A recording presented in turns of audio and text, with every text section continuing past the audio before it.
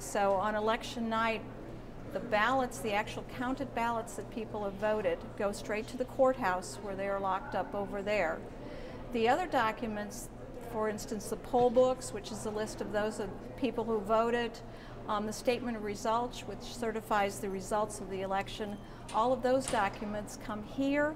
They're sealed in envelopes at the precincts, and then they're sealed up here overnight. What we're doing now is called the canvass of votes.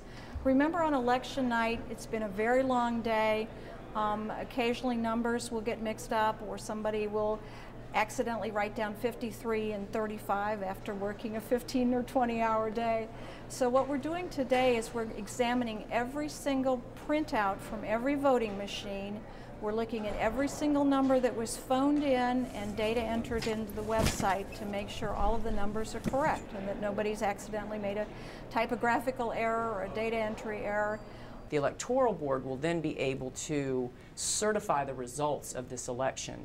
At the same time, we are continuing to count absentee ballots, and starting today at noon, we will look at the provisional ballots that were cast yesterday in the election, and we're expecting that process to take several days as well.